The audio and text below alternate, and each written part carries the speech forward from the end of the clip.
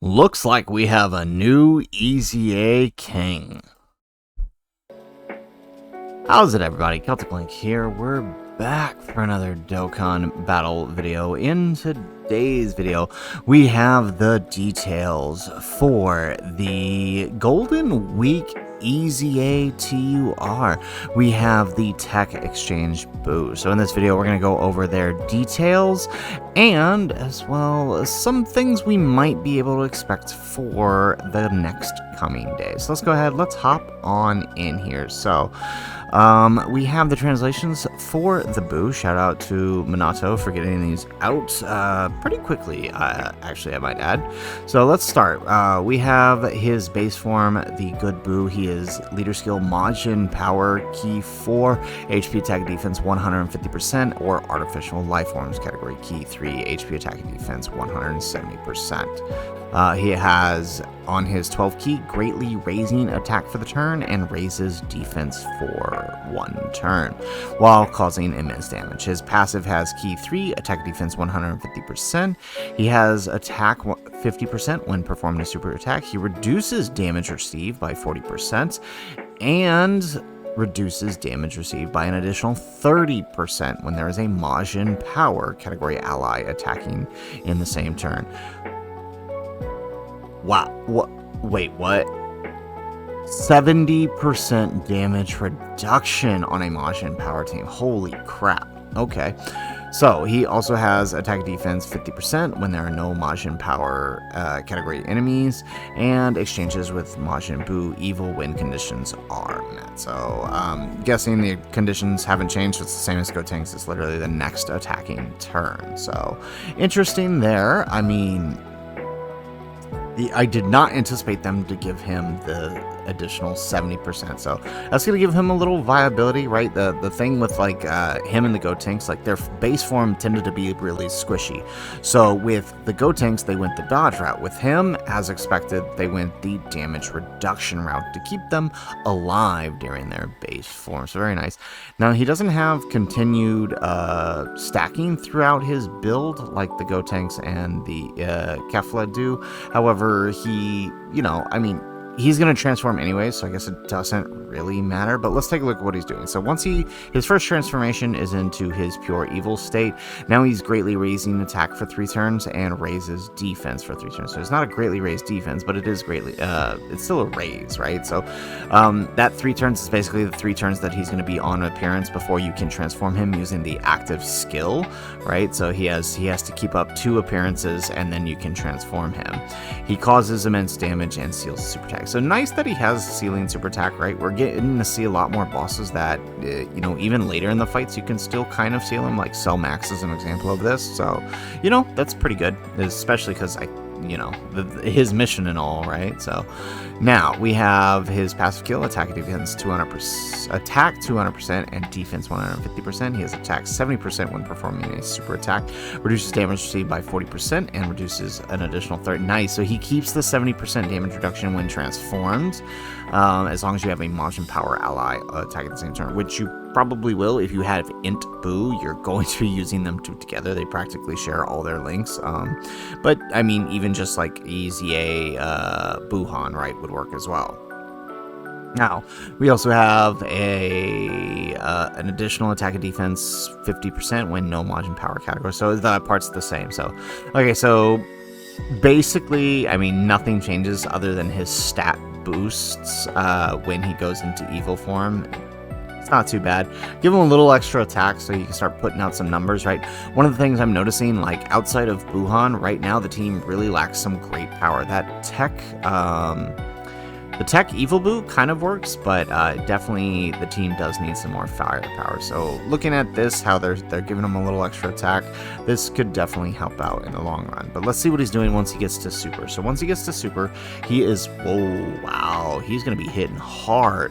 He massively raises attack for 3 turns, greatly raises defense for 3 turns. Nice. Okay, so that's going to be building quickly and causes immense damage and seals super attack. He has key 4, attack defense defense 250%, and defense 200%, and an extra attack 100% when performing a super attack. He reduces damage by 50% innately, and then an additional 20%. So still 70%, but if you don't have the Majin Power ally, then it's 50%, which is still pretty good. So that's actually really, really nice. He has an additional attack 50% and chance for one critical hit, 25% per rank location obtained. So, I mean, not really much is changing as he gets on. The only thing is now he's got some built-in crit, which means you can probably safely lean into additional 25% per rank low key sphere. So, yeah, I mean, 4 rainbow orbs and you've got guaranteed crit. I mean, 3 is still a 75% chance to crit. Even 50% on 2 is still pretty good. So, I mean, honestly, I'm liking where he's at. He's everything he needed to be, right? He didn't need to be too tanky because that's what Int BUU is for. He does seem to have the power that I was looking and hoping he would have.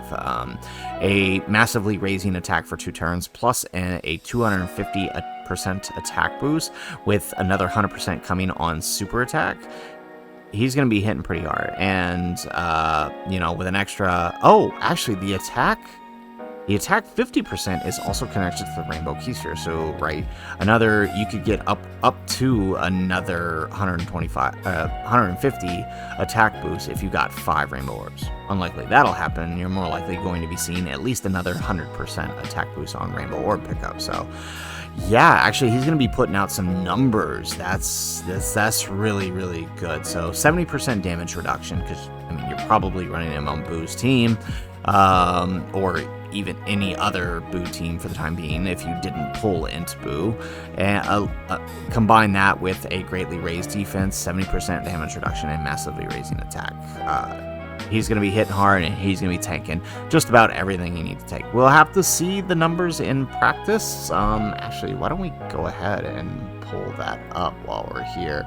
Let's see if Halvard has dropped the calcs yet. It might be a bit too soon, given the time of this drop, but let's see. Does he have them up yet? Oh, he does. Okay, perfect. So let's take a look here. So in his base form, versus 40% support. Okay, so 529%. Yeah, 529,000 defense, but again with 70% damage reduction. So I mean, he's still going to be a bit squishy for some of these other bosses. But I mean, again, if he doesn't need a super, he's fine. But also consider a lot of the rest of his team has the survive KO mechanic. Int BUU has a revive. Like, you'll get by the single turn that he's on appearance. So you know what? That's not that bad. Take a look at his evil form. 669 defense, or 699,000 defense. That does seem a little low. But again, with 70% damage reduction, though, like we can't ignore that, okay? And again, you're going to see this guy on 2 appearances, right? So that's 2 SA stacks. And I guess it's because he doesn't have any built-in additionals, right? Unlike Gotenks and a few of these others. So I guess I could see why it is basically 700k defense with 70% damage reduction. So, I mean, that's not too bad, but let's get to his super form. Alright, so 2 SA stacks, right? So, right, he raises for 3 turns. Right, so this is basically 2 SA stacks. So this is basically on his first appearance, essentially, right? At the end of his first appearance, he's 950k. He will get, since he's raising for 3 turns, he can get another stack his next turn, right? Right, so imagine his first appearance, you got 2 supers with, you got 2 supers with 40% support. You're looking at 953,000, and then his next turn that he shows up, he's going to have even more. But again, all throughout this, 70% damage reduction. So started turn defense is a little scary, but he's not going to be in slot 1 by the time you get to this point. You've probably got your Int BUU raring to go, completely stacked up, covering slot 1 for you. So, I mean, I wouldn't be too terribly concerned there in that regard.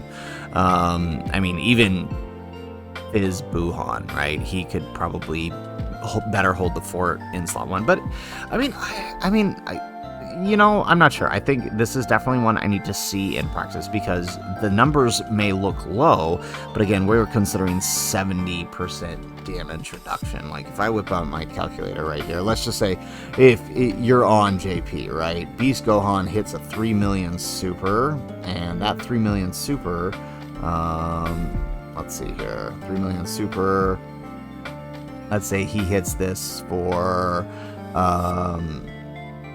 minus 900. We won't take into any factors just yet, so 950,000, so that's 2 million times point. Okay, so he'd be taking on that first thing, on that first attack, right, no other factors considered, he would be taking around 600k from Beast Gohan's 3 million super. But again, he can get more the second turn he appears, right? This is basically just at the end of his first appearance, which is typically how Halvard calcs his, does his calcs, right? It's usually within like the first or second appearance, depending on how many SA stacks they can get. So honestly, I mean, it's not that bad. We could see, again, I think we need to see him in game. That's what I really need to see from him to make my final judgment, because I think the numbers he's doing is going to make up for it. And again, Teq BUU and Buhan will more than make up for the defense in slot 1 that you're going to need. So let's jump on over to the news real quick. We have 2 new stages coming. We have more intensifying fights. Now, I remember these, the last time we got these was during the Android 21 celebration, when we had to fight the Android 13. These were actually some pretty cool fights. They had like specific challenges where you could bring out a certain boss if you did a certain thing.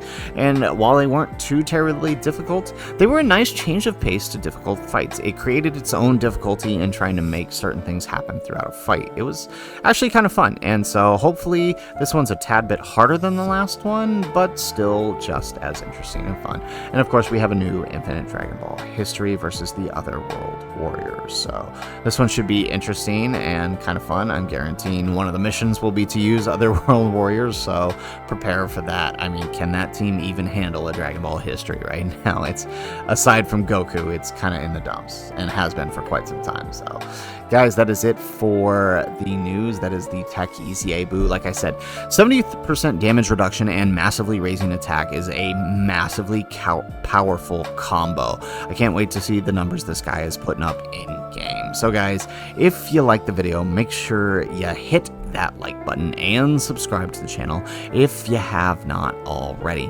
And in the comments down below, let me know, what are your thoughts on Teq Exchange BUU now that we've got the details out? Do you think he's better than Kefla? Do you think he's better than Gotenks?